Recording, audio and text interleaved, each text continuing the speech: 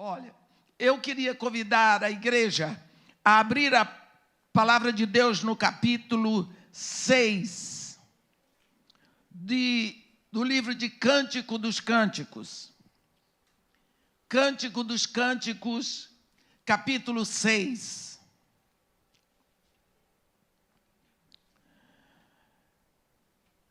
A Bíblia diz, no versículo 10, quem é esta que aparece como a alva do dia, formosa como a lua e pura como o sol e formidável como o exército de bandeiras? Descia ao jardim das nogueiras para mirar os renovos do vale, para ver se brotavam as vides, se floresciam as romeiras. Não sei como. Imaginei-me no carro do meu nobre povo. Volta, volta, ó Sunamita. Volta, volta para que te contemplemos. Por que quereis contemplar a Sulamita na dança de Maanaim? Quão formosos são os teus pés, os teus passos dados de sandálias, ó filhas de príncipes. Amém. Nós estamos num momento espiritual tremendo a respeito da igreja aqui na terra. Quando Paulo diz que o arrebatamento é só para aqueles que têm vida em Cristo. Aqueles que morreram em Cristo são ressuscitados no arrebatamento. Aqueles que estão na terra, estão em Cristo, são transformados. E todos vamos este remanescente, direto para o trono do nosso Pai. Só os que estão em Cristo.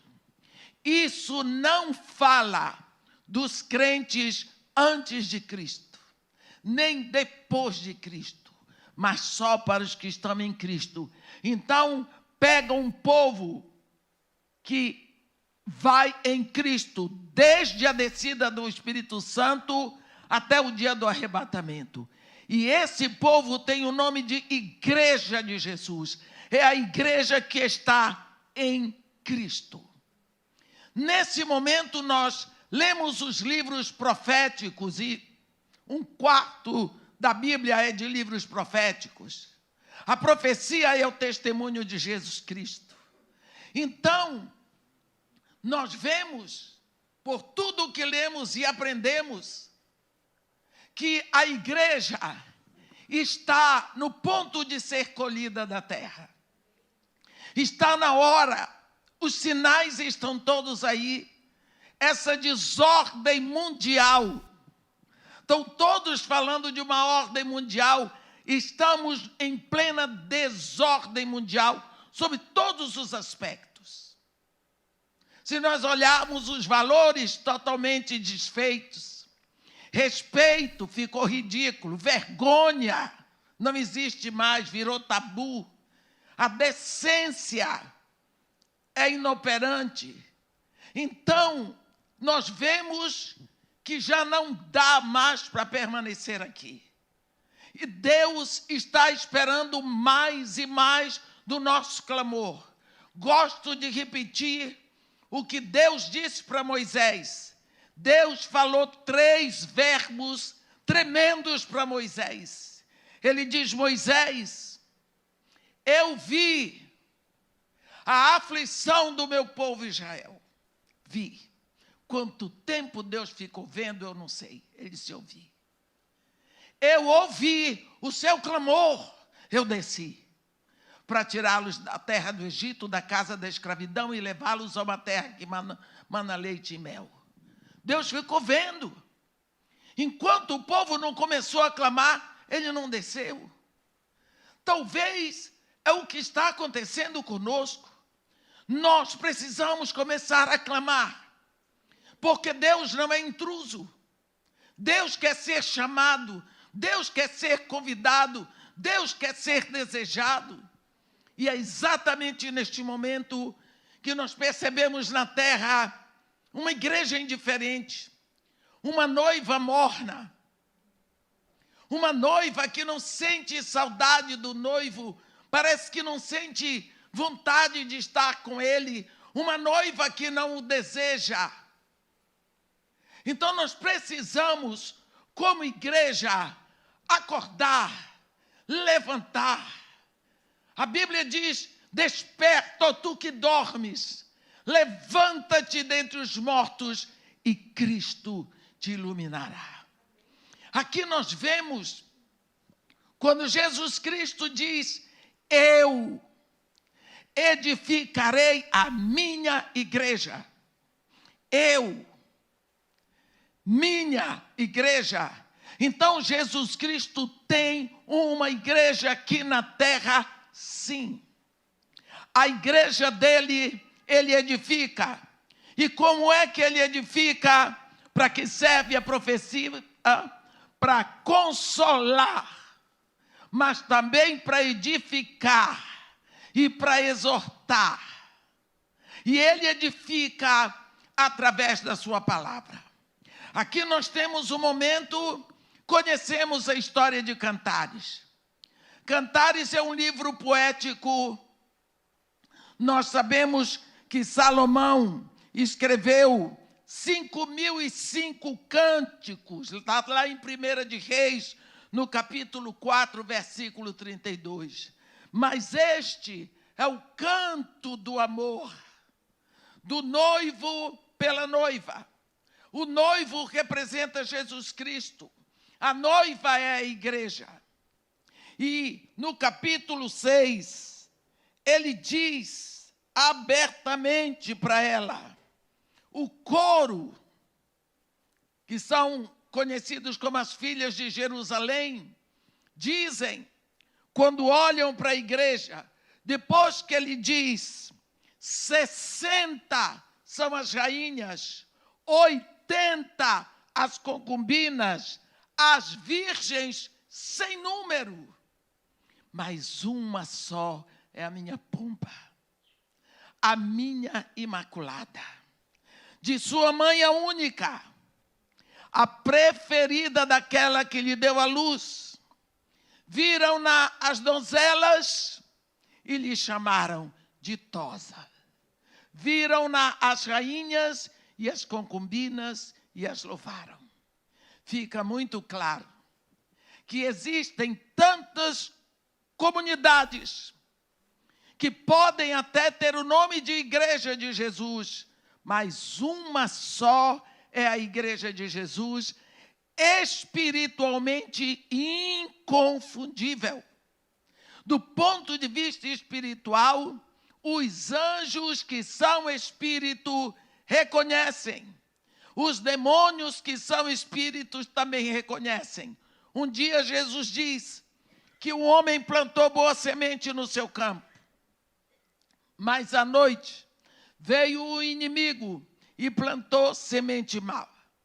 Quando começou a brotar, os trabalhadores disseram para o dono da plantação: olha, nós plantamos só trigo, mas agora começa a aparecer joio. Nós vamos tirar o joio. Ele disse: não, deixa crescer junto. Na hora da ceifa, na hora da colheita, o trigo será tirado para o celeiro, o joio para o fogo. Nós sabemos que o trigo são os filhos de Deus, o joio são os filhos do maligno, os ceifeiros são os anjos, e a ceifa é a consumação. Todo aquele que planta, ele espera a época da colheita. Então Deus está esperando o dia da colheita, e aqueles que parecem igreja, mas não são, não serão confundidos com a igreja de Jesus Cristo. Nós podemos pensar bem nisso, porque eu me lembro, eu nasci no norte do Brasil e cresci no Nordeste. Para mim, uma plantação de trigo era uma coisa assim maravilhosa. Eu nunca tinha visto. Como eu cheguei na Europa, eu vi plantação de maçã, tirar maçã do pé. Para mim é uma maravilha. Talvez para eles pegar uma manga do pé, uma coisa tão comum para mim.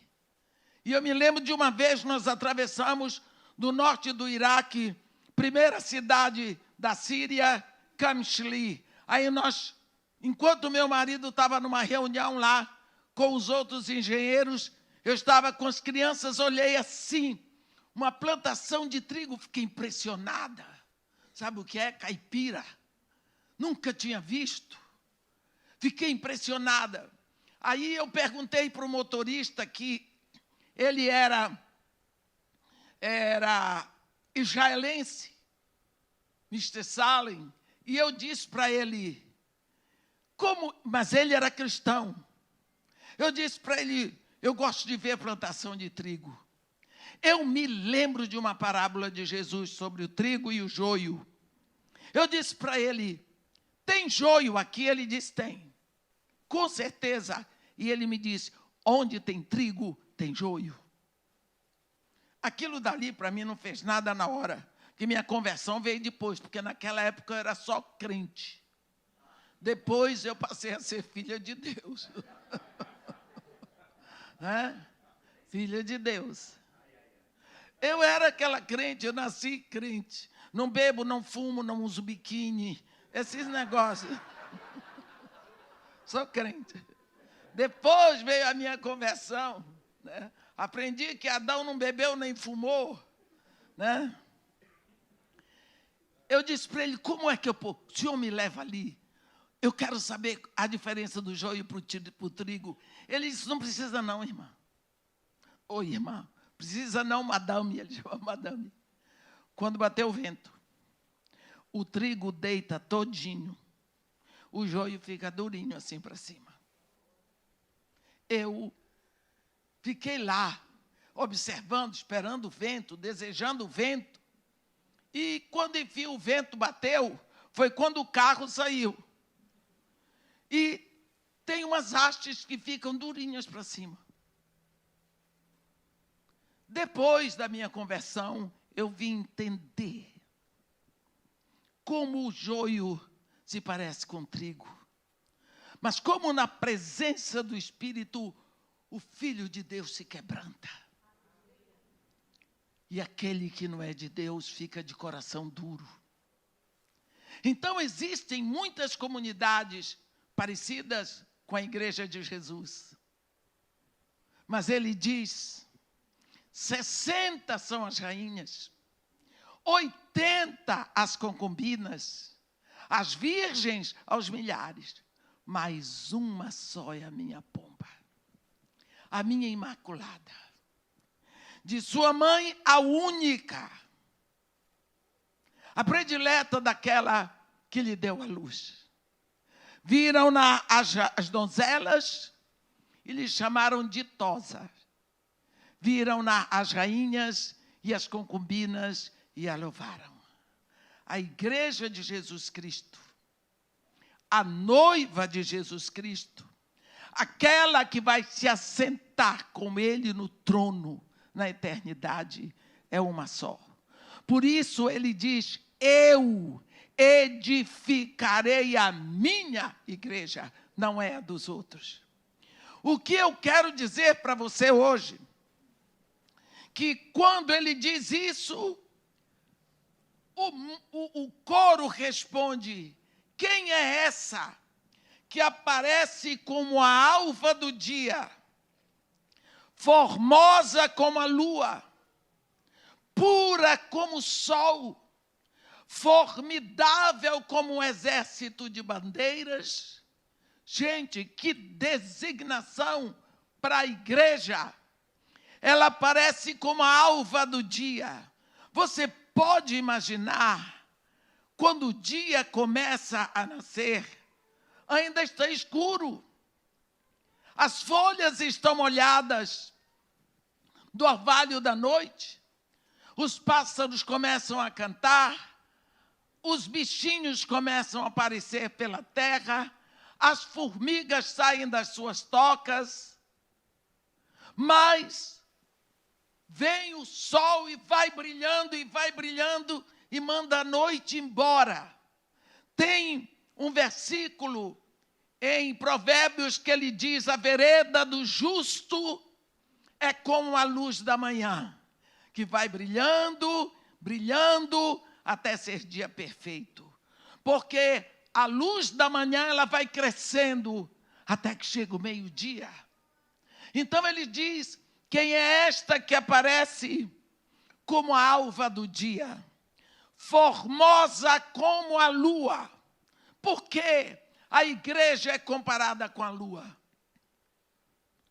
Porque a lua é um satélite. É, na realidade, o satélite da Terra. A lua não tem luz própria. Ela brilha na escuridão da noite com a luz que ela captou do sol durante o dia. Então, ela capta a luz do sol e de noite ela está cheia de luz para iluminar a noite. Assim é a igreja. A igreja não tem luz própria. A igreja recebe a luz que vem do sol da justiça, que é Jesus. E a igreja brilha na escuridão do mundo com a luz que recebeu do sol da justiça. Jesus Cristo é chamado do sol da justiça no Antigo Testamento.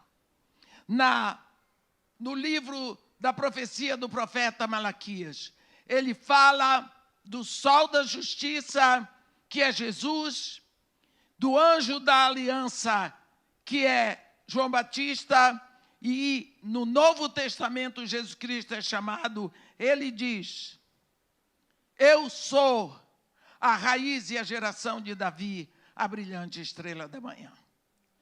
E aqui mais vem, pura como o sol, porque o sol é luz pura. É uma estrela de quinta grandeza, mas é a estrela que Deus deu para o planeta dos homens, para iluminar, para aquecer, para trazer energia. Formidável, como um exército de bandeiras. Na nossa língua, a palavra formidável foi mudando um pouquinho. Quando nós falamos formidável, vemos uma coisa bonita, mas na raiz, formidável é algo que espanta, não pela feiura, mas pela beleza. É tão lindo que espanta, que causa pavor. Vocês podem imaginar o exército americano entrando no Iraque, na cidade de Basra, extremo sul do Iraque, fronteira com Kuwait, quando a infantaria entra com os seus canhões, os seus tanques de guerra, e lá em cima os aviões chegando. Vocês imaginam como aquele povo tremia de ver aquele poder invadindo o sul do Iraque? Era uma cena formidável. É assim que eles querem dizer que é a presença da igreja na terra. Meus irmãos, nós não entendemos o pavor que o inferno tem de nós. Porque nós temos uma marca espiritual. Nós não vemos, mas essa marca é espiritual. E os demônios são espíritos e eles vêm. Primeiro, onde você chega, você é filho de Deus, você tem um carimbo de propriedade. Você tem a autoridade.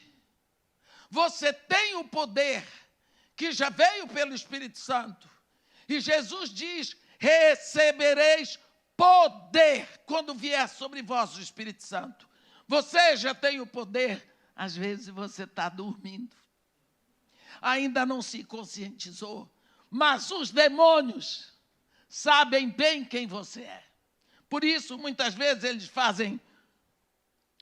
eles tentam para saber se você já acordou para isso. Se não acordou, eles fazem uma festa. Abra o olho. Fique vivo. Você é filho de Deus, mas será que eu sou? Não se rendeu a Jesus?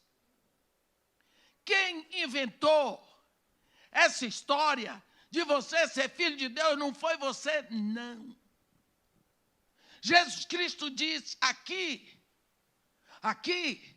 ei, não fostes vós quem me escolhestes a mim. Não. Pelo contrário, eu vos escolhi a vós e vos designei para que vades e dei fruto e vosso fruto permaneça. O que é que eu vou fazer se ele me escolheu? Aceitar. Somos pecadores, mas não precisamos ser tão burros. Já que ele me escolheu, estou aqui, Senhor, eis-me aqui todinho. Tem outra coisa. Se ele me escolheu, ele inventou isso e ele é fiel a si mesmo. Portanto, vamos trabalhar nessa direção. Ele me escolheu, eu sou igreja. Então aqui, nós lembramos que essa mulher que representa a igreja aqui, lá no início de Cantares, ela se entrega toda. Ela se oferece toda. Ela se rende toda. Oh, beija-me com os beijos de tua boca. Não é assim? Ela se oferece. Ela diz para ele, leva-me após ti, apressemo-nos. Ela está dizendo para ele, eu não quero saber para onde o senhor vai, para onde o senhor for, eu vou. Leva-me após ti, apressemo-nos. Ela diz, o rei me introduziu nas suas recâmaras. Ei, ela estava se achando maravilhosa. Mas quando ela entra nas recâmaras do rei, ela fica de frente com a santidade do rei. Fica difícil. O pastor hoje leu um trecho de Isaías 6, quando o profeta Isaías, o grande, ele diz, no ano da morte do rei Uzias, eu vi o Senhor, sentado no alto e sublime trono, e as abas de suas vestes. Ele vai descrevendo a visão que ele tem de Deus no seu trono. E ele grita, ai de mim, que sou homem de lábios impuros. Habito no meio de um povo de puros lábios, e os meus olhos viram o Senhor. Viram o Rei, o Senhor, o Deus dos exércitos. Ora, ele profetizava na corte do rei Uzias, mas nunca viu que tinha lábios impuros. Mas quando ele se encontra diante do Rei da eternidade, a santidade do Rei da eternidade vem sobre ele, ele vê os lábios impuros, a sujeira que tem na boca. Até essa moça, ela se achava o máximo. Oh, leva-me após ti, apressemos. Se achava o máximo. O rei me introduziu nas suas recâmaras. Ai, eu sofri abuso. Eu estou toda feia. Eu fui exposta ao sol do deserto. Os filhos de minha mãe se indignaram contra mim e me botaram por guarda de vinha. A vinha, porém, que me pertence, essa eu não guardei. No instante vem um problema familiar. A mulher vê que ela está queimada do sol, toda esturricada. Ela não via antes.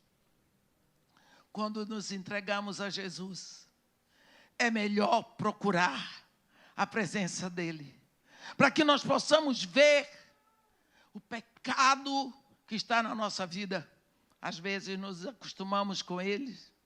Às vezes se tornam pecados até necessários. Nesse aqui é pequenininho. Deus não se importa. Ah, cuidado com as mentirinhas, com as desculpinhas, porque isso daí dá uma confusão. Eu vou dizer uma coisa para você. Uma colher de veneno em 1 litro mata do mesmo jeito. Mata do mesmo jeito. E ela aqui diz assim: desci ao jardim das nogueiras, para mirar os renovos do vale, para ver se brotavam as vides, se floresciam as romeiras. Não sei como, encontrei-me no carro do meu nobre povo.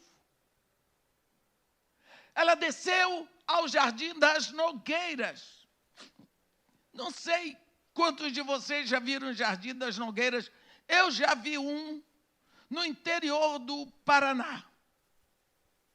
Eu não vi nada bonito ali. Uma porção de árvores. Árvores grandes, tronco assim todo atrapalhado. Mas embaixo haviam nozes que tinham caído. Nozes. Quando você pega uma noz na mão, você sabe que ali dentro tem uma castanha boa, suculenta, né? Saudável, mas você não pode botar a noz na boca. Você tem que quebrar a casca.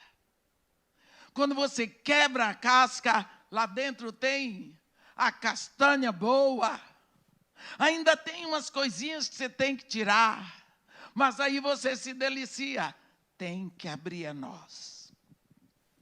Quando você abre a palavra de Deus, você pede o Espírito Santo e Ele quebra a noz para você. O Jardim da Nogueira é o lugar da meditação, é o lugar onde você para buscar o conteúdo da palavra. Qualquer pessoa pode ler a Bíblia, mas o Espírito abre a palavra para os filhos de Deus. Ele abre. Se você não gastar tempo com a palavra, a noz não será aberta para você. E quando ela vai para mirar o renovo do vale, por quê? Eu posso pregar o mesmo trecho 50 vezes. Cada vez que eu leio, vem algo novo. A palavra, a mensagem, ela se renova de acordo com a minha necessidade, de acordo com a necessidade da igreja onde eu vou pregar. O Espírito traz coisas novas, uma palavra nova. Ele me ilumina para que eu veja o que tem de novo ali. Então eu desço com a minha Bíblia, eu fico num lugar, é o Jardim da Nogueira, está tudo fechado. Eu oro, eu quero mirar o renovo, porque eu conheço, graças a Deus, eu já li a Bíblia quantas vezes. Na minha idade, eu já não leio outra coisa há muito tempo. Agora, ainda tem nós, lógico. Eu sento no jardim, no lugar, e eu oro, e o Espírito Santo quebra aquela noz para mim. Vou contar só um exemplo para vocês. O primeiro salmo que nós aprendemos, normalmente é o Salmo 23. O Senhor é meu pastor, nada me faltará. Ainda que eu ande, nada me faltará. O papai não era brasileiro, então a gente tinha que crescer cantando. The Lord is my shepherd, I shall not want. Era no inglês antigo mesmo, britânico. Shall not want. Isso a gente dizia desde pequena. Ora, desde pequena, há uns anos, eu tomei um ônibus em Copacabana por volta de 11 horas da manhã. Essa hora os ônibus já estão vazios. Sentei num banco só para mim, assim, nas duas cadeiras, me espalhei, botei o braço na janela, olhei para aquele sol, para aquele céu azul do rio, respirei bem fundo e disse: o Senhor é o meu pastor, nada me faltará. nada me faltará. Desde 3 anos eu dizia aquilo. Depois dos 60. Nada mesmo, nem dor, nem sofrimento, nem tristeza, nem lágrima, nem alegria, não vai faltar nada. Porque Ele é meu pastor. É Ele sendo o meu pastor que quem vai andar no vale da sombra da morte sou eu. Eu tenho que crer que Ele está ali. Se eu não crer, pior para mim. Mas Ele é meu pastor. Não vai faltar nada. Não vai faltar vale da sombra da morte, viu? Não vai faltar nada, porque Ele é seu pastor. Você está vendo o que é descer o jardim da Nogueira? Para mirar os renovos. Naquele dia, o Salmo 123 foi renovado para mim, dentro da verdade. Então ela diz, desci ao jardim das Nogueiras, para mirar os renovos do vale, para ver se brotavam as vides, se trazia uma palavra nova. E veio. Se floresciam as romeiras. A romã é uma fruta que ela é muito usada poeticamente pelos poetas orientais.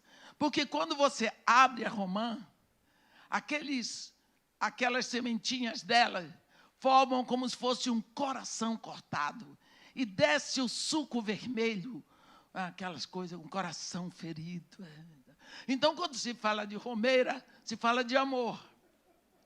E na hora que ela desce nesse jardim da Nogueira, com a palavra de Deus, para meditação, é o lugar da meditação, onde o Espírito vai abrir a palavra para você. Você entra naquele trecho, você faz parte do grupo de Jesus, você toma um trecho do Evangelho, onde Jesus está andando no meio da multidão, entre no meio da multidão, para ver como é. Procure ouvir a voz dele falando no poeirão. Ou então, seja a fofoqueira da janela. Fica olhando, e lá vem o Nazareno com a turma dele. Olha, o que será que ele vai fazer? Mas entra no ambiente para você meditar. Você vai receber o clima. Você vai ter toda a impressão daquele momento. Isso é vida.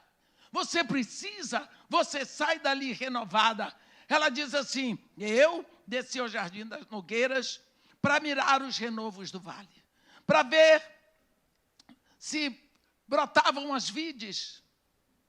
Para ver se floresciam as romeiras. Não sei como. Encontrei-me no carro do meu nobre povo. Qual é o carro do nobre povo de Israel? É a história. Você vai ler a Bíblia. Você senta com a Bíblia na mão. Você pede ao Espírito Santo. Você proclama a sua fé de que Ele está ali. E que o Pai está interessado naquele momento. E que Jesus Cristo se alegra com você, passa o braço em volta do seu ombro. E nesse ambiente, a palavra, você começa a ler e você começa a pensar lá no Éden. Você começa a pensar em Noé, no dilúvio, o povo no Egito, Moisés, rei Davi. Você começa a viajar na Bíblia. Ela disse, não sei como, imaginei-me no carro do meu nobre povo. Aí o mundo onde ela andava antes diz, volta, ó Sulamita, volta para que te contemplemos. Ela diz, por quê? Vocês querem contemplar a Sulamita na dança de Maanaim? Puxa vida. Sabe, primeira vez que esta mulher vai ser chamada de Sulamita. Até agora. É no final do capítulo 6 e Cantares só tem 8 capítulos. Por quê? Lembram? Quando os discípulos fizeram a sua diáspora, a Bíblia diz, por causa da perseguição que foi imposta à igreja, dirigida por Paulo de Tarso, logo depois da morte de Estevão, Paulinho viu que deu certo. Eita! Agora ele foi com tudo. A Bíblia diz que todos deixaram Jerusalém, menos os apóstolos. E eles chegavam nos lugares e a única coisa que eles tinham para entregar, graças a Deus, era a palavra. Uma turma que chegou em Antioquia, da Síria, porque tem Antioquia da Pisídia, mas essa Antioquia é da Síria. Eles começaram a falar, o número de cristãos começou a crescer. A igreja em Jerusalém, os apóstolos ficaram sabendo, mandaram para lá Barnabé. Barnabé, quando viu a disposição da igreja, ele disse, eu abençoo vocês, continuem como estão, que eu tenho alguma coisa para fazer. Correu para Tarso, chegou lá, Paulo, vem comigo, tem um espaço para você numa comunidade em Antioquia. Porque Barnabé pediu à igreja de Jerusalém para Paulo ficar lá, ninguém aceitou, ninguém quis. Mas ele disse, vem comigo. Paulo pegou a mochila e foi embora com Barnabé para Antioquia. Quando eles chegaram lá, dentro de um ano, Barnabé discipulando Paulo, e Paulo e Barnabé discipulando a igreja. Essa comunidade recebeu o nome pejorativo, os cristãos. Aqueles que só falam de Cristo, só pensam em Cristo, que tem a cara de Cristo. Hoje, ser chamado de cristão é até um elogio. Eu não gosto de ser chamado de evangélica. Eu digo logo, eu não sou Eva nem Angélica. Mas,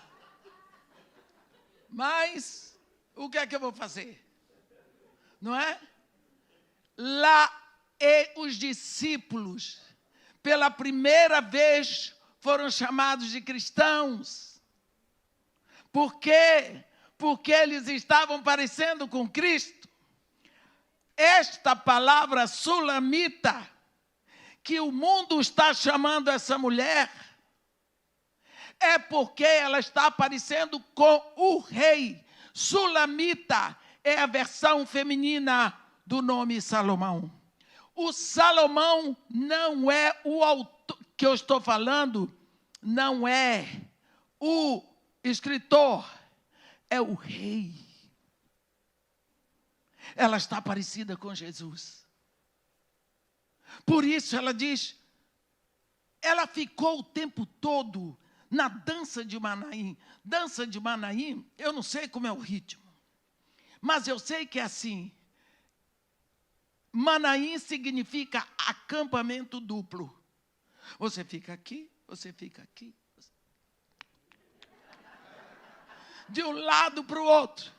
Você não sabe o seu lugar. E ela ficava assim, você lembra quando você lê Cantares? Primeiro ela se entregou ao rei. Daqui a pouco ela parou. Ele disse, levanta-te, querida minha, e vem. Passou o inverno, cessou a chuva, se foi. Aparecem flores na terra. Chegou o tempo de cantar as aves. A voz da rola se ouve em nossa terra. A figueira começou a dar figo, as vides em flores exalam seu aroma. Levanta-te, querida minha, vem. Pomba minha que andas pelas fendas dos penhascos, nos esconderijos da rosa escapada, vem. Mostra-me teu rosto. Eu quero ouvir a tua voz. Ela disse, não é mais inverno, não é? Então é primavera. No inverno eu não saía porque eu tinha medo do frio. Mas agora é primavera. Então, apanhai-me as raposas, as raposinhas que devastam os vinhedos, que as nossas vidas estão em flor. Você está vendo? No inverno não dá. Na primavera tem raposinha. Depois ele vem chamar, ela diz, já lavei os pés, já botei a camisola, vou agora botar o pé no chão, e ele está batendo na porta. Quando ela resolve ir, ele já se mandou. Fica nessa luta, lá e cá, ela está num acampamento duplo, na dança de Manoim. Ela acha que tomou uma decisão por Cristo, mas não tomou. Fica assim, evangélica. Vocês sabiam que 70% da população do Rio de Janeiro é evangélica? Isso me dá uma esperança, porque 70% já ouviu a palavra. Mas olha a vida dos cariocas. Quando eu fui chamada para receber uma homenagem, porque 83% da população no Morro Dona Marta era evangélica, eu disse, irmão, olha o trabalho que a senhora fez. Eu disse, com certeza fui eu. Porque se fosse o Espírito Santo, as moças não estavam engravidando solteiras. Pronto. Mas como fui eu, ficou tudo evangélico. Em vez de fazer discípulos, eu fiz evangélicos. Você está vendo a diferença? Jesus Cristo disse, ide em meu nome e fazei discípulos. Então vamos abrir o nosso coração para isso. Ela diz, por que vocês querem contemplar a sulamita na dança de Manaim? Eu tomei posição. Eu agora não vou ficar entre o mundo e a igreja, entre o céu e a terra, entre a luz e as trevas. Eu sou de Cristo. E quando ela toma essa decisão, ele diz, quão formosos são os teus passos, dados de sandália, ou filhas de príncipe. Ele está dizendo para ela, pode ir no meu nome, faz discípulos de todas as nações, batizando-os e ensinando todas as coisas que eu tenho te ensinado, e eis que eu estou contigo todos os dias, até a consumação dos séculos. Porque agora tu tomaste uma decisão séria por mim, no estudo da minha palavra, tu dizes isso para o mundo, tu tomaste a tua decisão, os teus pés estão calçados na preparação do Evangelho da Paz. A Bíblia diz, quão lindos são sobre os montes os pés daqueles que falam das boas novas, que dizem em Israel, o teu Deus vive. Os nossos pés estão prontos quando nós estamos calçados na preparação do Evangelho da Paz. Então nós podemos ir, porque nós temos testemunho de conversão. E o nosso testemunho não é só dizer para os outros, é viver para que do ponto de vista espiritual os demônios saibam, como os anjos também saibam. E quando nós estamos em nome de Jesus, com a verdadeira conversão, nós temos o esquadrão de Jeová de Sabaoth a nosso respeito. Vocês não sabem quantos milagres acontecem na vida daquele que é comandado e indicado por Jesus. Ele diz, como ele falou para Ciro, eu vou diante de ti, endireitarei os caminhos tortuosos, quebrarei as portas de bronze, arrebentarei as trancas de ferro, dar-te-ei os tesouros escondidos e as riquezas encobertas. Tesouros. Eles estão escondidos dentro de minas escuras, em cavernas de difícil acesso. Não significa que nós não vamos ter dificuldades.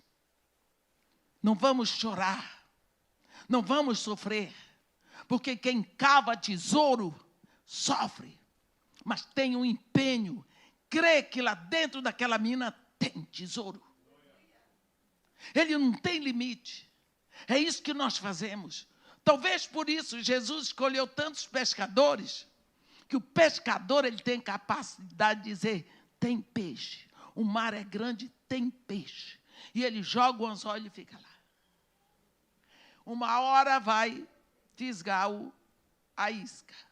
Passa 1 hora, 2 horas, 10, ele fica lá. 1 hora, o peixe vem. Porque ele crê. Nós somos igreja de Jesus Cristo. Nós precisamos, nesse início de ano, fazer uma revisão. Como está a nossa vida? Será que nós estamos descendo ao vale das nogueiras, dando tempo para o Espírito Santo abrir a casca da noz para nós, para o Espírito Santo trazer o alimento que está ali de dentro, trazer a revelação, tirar o véu. Revelar é tirar o véu. Ele tira a casca. Por isso é o Jardim das Nogueiras. Para que nós possamos crescer alimentados dessa palavra. Para que nós possamos tomar posição como igreja de Cristo. Porque nós estamos no final dos tempos.